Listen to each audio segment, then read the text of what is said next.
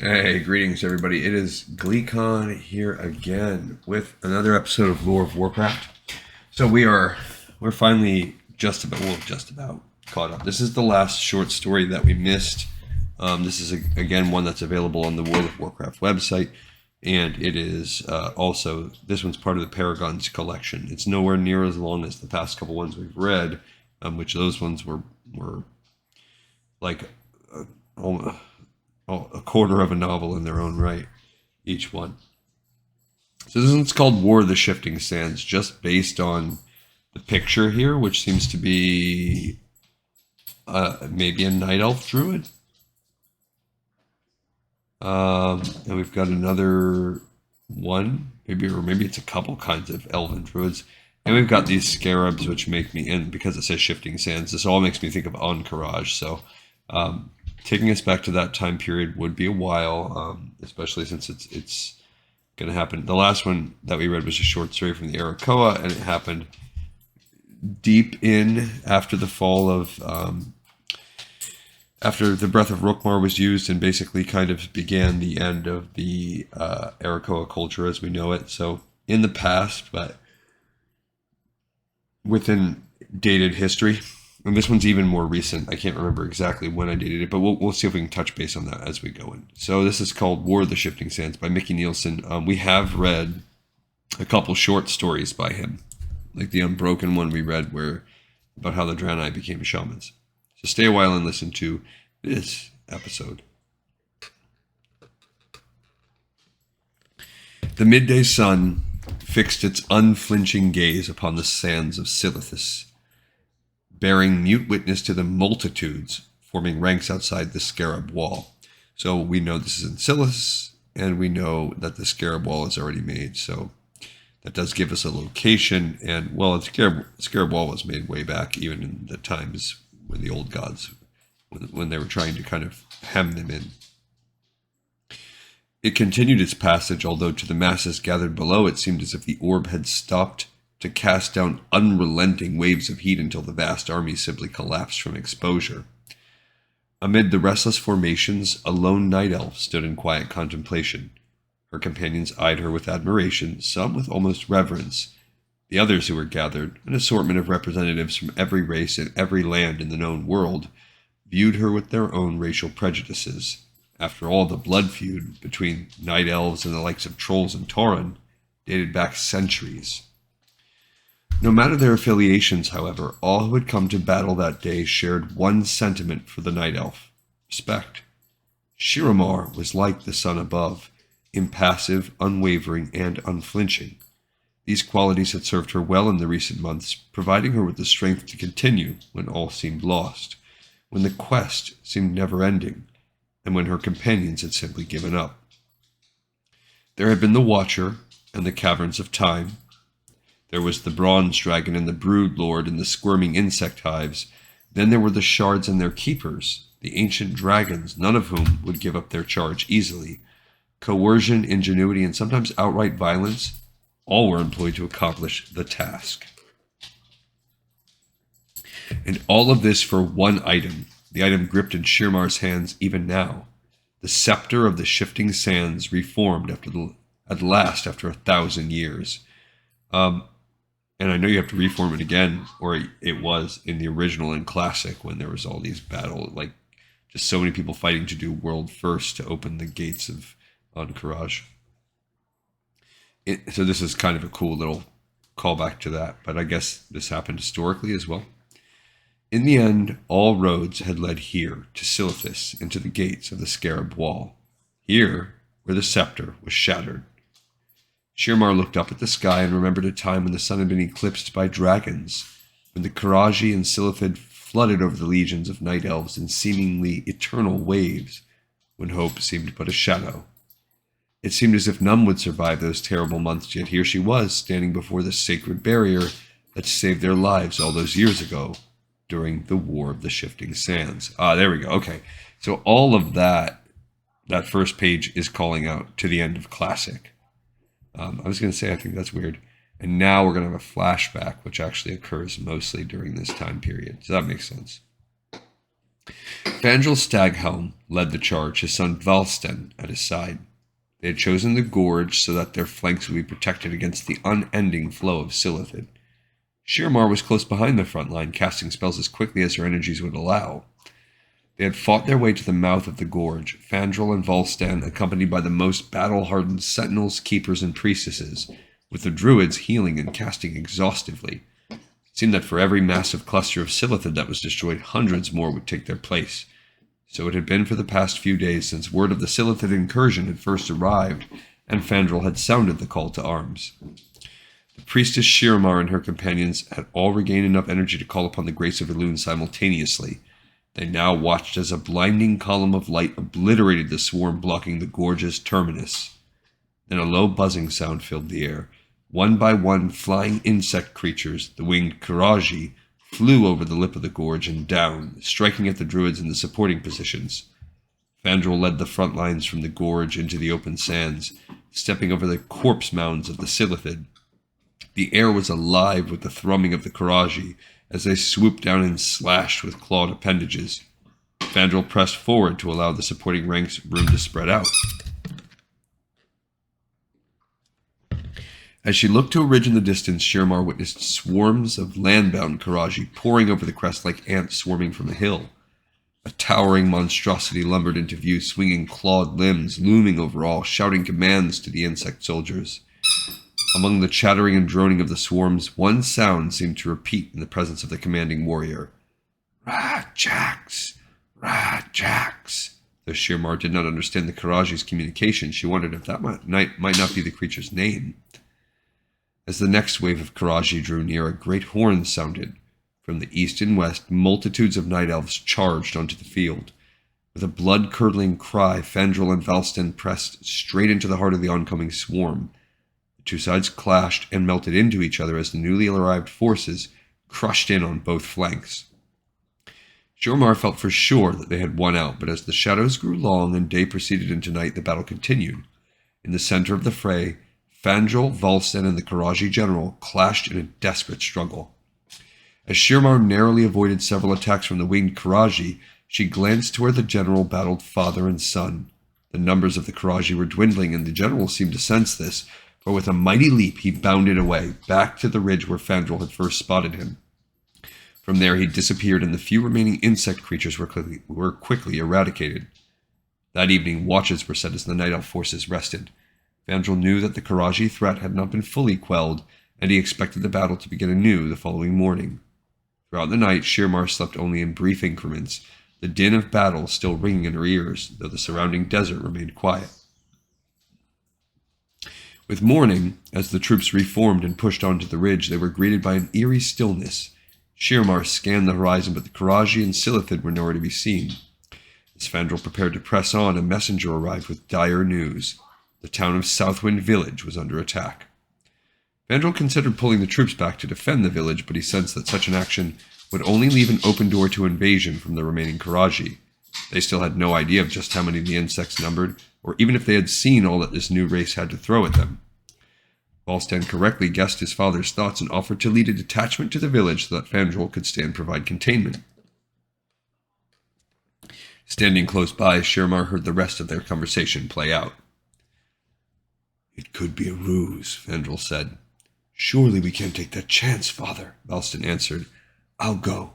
I will defend the city and I will return victorious, upholding the honor of your name." Reluctantly, Fandral nodded. "Just return alive, and I will be more than satisfied." Valstan gathered a detachment, and Fandral watched his son depart. Shirmar worried that their forces were divided, but she understood the necessity of the action. For the next few days, Shirmar and the others battled wave after wave of Silithid streaming from the hives scattered throughout the land. Still the Karaji remained unseen. A feeling of dread began working its way under Shirmar's skin. She felt it a bad omen that the Silithid's masters had not appeared for so long. She worried over the fate of Valstan, and at several points throughout each day, during lulls in the continuous butchering, she spied Fandral quietly looking back over the horizon, anxiously anticipating his son's return. On the third day, as the noonday sun reached its zenith, the Karaji appeared, their numbers reinforced. Once again the buzz of insect wings stirred the air. Once again interminable multitudes crested the horizon. They spread out before Fandral and the others like the shadow cast by a giant cloud obscuring the sun, and stopped, and waited. Fandral formed his lines and stood at the forefront of the ranks as storm crows circled overhead, and druids in bear form clawed the dirt in anticipation, all watching intently. Moments later, the ocean of insects parted and the hulking form of the Karaji general approached, carrying a wounded figure in its clawed appendage. He proceeded to the front of the Karaji lines and held Valsten's staghelm aloft for all to see. Gasps spread throughout the ranks. Shirmar felt her heart sink. Fandral stood mute, knowing that Southwind had fallen, and fearing that his son might already be dead. He cursed himself for allowing the boy to leave, and stood, frozen by a mixture of fear, anger, and despair. Within the general's claw, Valsten stirred and spoke to the general, though he was too far away to be heard. At once the spell that had fallen over Fandral broke, and he bolted forward, followed by the Night Elf forces, but the distance was great, and even before the Karaji general acted, Shirmar knew they could not reach Valsten in time. The Karaji general fixed his second claw into Valsten's bloodied form, and with both he squeezed and pulled apart, separating the young Night Elf's body at the waist.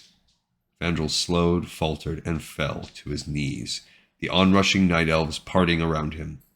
As the two forces finally clashed, a sandstorm rushed in from the east, blocking out all light, choking, stifling.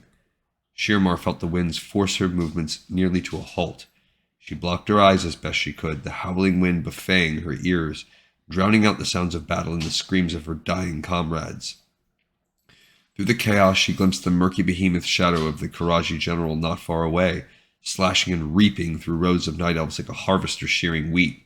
Then she heard Fandral, his voice ghostly through the storm, calling for the armies to fall back. Much of what followed seemed to happen rather quickly, although in fact it took days. Fandral led his forces out of Silithus, through the mountain passes and into the bowl of Ungoro crater, the Silithid and Karaji legions never far behind, consuming those who fell just beyond the protection of the primary force. Once inside Ungoro, however, a strange thing happened. Word spread throughout the ranks that the Karaji had fallen back just as the forces had passed the edge of the crater. The Archdruid gathered the remaining troops in the bowl's center and gave the order to stand fast. Finally, a lull had come in the fighting, fleeing, and dying, but the Night Elves had suffered a bitter defeat and Fandral Staghelm's demeanor had changed irrevocably. Shirmar watched as Fandral stood guard, looking out from Fire Plume Ridge, the steam of the volcanic vents rising behind him, the orange lava glow illuminating his face, a mask that concealed the deepest anguish, a sorrow known only to parents who have outlived their children. The sudden retreat of the Karaji puzzled Shirmar. The more she thought on the subject, the more she remembered the legends surrounding the crater, rumors that it had been built in the primordial age by the gods themselves. Perhaps they watched over the land. Perhaps their blessings still anointed this place. One thing, however, was certain. If a plan was not devised to stem the tide of the insect race, Kalimdor would be lost forever. The War of the Shifting Sands continued for long, agonizing months. Shirmar managed to survive battle after battle, but always the Night Elves were on the defensive, always outnumbered, always being driven back. Out of desperation, Fandral sought the aid of the elusive bronze dragonflight. Their initial refusal to interfere was reversed when the brazen Karaji attacked the Caverns of Time, home and province of Nosdormu the Timeless One. Nosdormu's heir, Anachronos, agreed to enlist the bronze dragonflight against the marauding Karaji. Every able-bodied night elf joined the cause, and together they forged a campaign to retake Silithus. Even with the might of the dragons backing them, however, the sheer numbers of the Karaji and Silithid proved overwhelming, and so Anachronos called upon the progeny of the remaining flights, Marithra, child of Ysera of the Green Flight, Kalistraz, child of Alexstrasza from the Red, and Aragos, child of Malagos from the Blue. The dragons and winged Karaji clashed in the cloudless sky above Silithus as the whole of the Kalimdorian Night Elf forces streamed across the sands. Even so, it seemed the numbers of the Karaji and Silithid were never-ending. Shirmar later heard whispers that the dragons flying above the ancient city from which the Karaji emerged saw something distressing there, something that hinted at a more ancient, terrifying presence behind the onslaught of the insect race. Perhaps it was this revelation that spurred the dragons and Fandral to hatch their final desperate plan: contain the Karaji within the city, erect a barrier that would confine them until a more hopeful stratagem could be devised. With the aid of the 4 dragonflights, the final push to the city began. Shirmar marched behind Fandral as the corpses of the winged Karaji fell from the sky. High above, the dragons were making short work of the insect soldiers. As one, the Night Elves and dragons formed a moving wall that pressed the Karaji back toward the city of Ahn'Qiraj. But near the city gates, the tide turned, and it was all the combined forces could do to hold the line. To push any farther would be impossible. Marithra, Kalistraz, and Aragos decided to push into the city and hold the Karaji back long enough for Anachronos, Fandral, and the remaining druids and priestesses to create the magical barrier. And so the 3 dragons and their companions flew headlong into the Karaji legions, into the city where they hoped their sacrifice would not be in vain. Outside the gates, Fandral called upon the druids to focus their energies as Anachronos summoned the enchanted barricade. Beyond the gates, the 3 dragon progeny succumbed to the overwhelming forces as the Karaji surged forth. Shiromar concentrated her energies and called upon the blessing of Elune. As the barrier erected itself before their eyes, rock and stone and roots emerging from beneath the sands to create an impenetrable wall. Even the winged soldiers who attempted to fly over the barrier met with an invisible obstruction that they could not pass. The Karaji who remained outside the wall were quickly slain. The corpses of Karaji, Night Elves, and dragons littered the bloody sands. Anachronos motioned to a scarab scuttling below his feet. As Shirmar watched, the creature froze, then flattened out, transforming into a metallic gong. Stone shifted into place near the wall, creating a dais where the gong was finally placed. The great dragon then proceeded to the severed limb of one of his fallen companions. He held the appendage, and after a series of incantations, the limb morphed into the shape of a scepter. The dragon told Fandral that should any mortal ever wish to pass the magical barrier and access the ancient city, he or she need only strike the scepter against the gong and the gates would open. He then handed the scepter to the Archdruid. Fandral looked down, his face twisting in contempt. "I'll have nothing to do with the Karaji, or Silithis, or you and your kind ever again."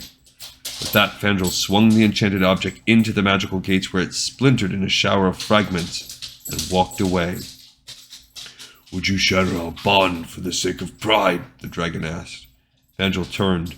"My son's soul will find no comfort in this hollow victory, dragon. I will have him back. Though it takes millennia, I will have my son back." Fandral then strode past Shiranar, who could see him in her mind even now, as if it were only yesterday and not 1,000 years past. One by one, the gathered forces of Kalimdor looked to her, waiting. She struck out toward the dais, passing humans and Tauren, gnomes and dwarves, and even trolls, races whom her kind had fought against, who were now united to end the threat of the Karaji once and for all.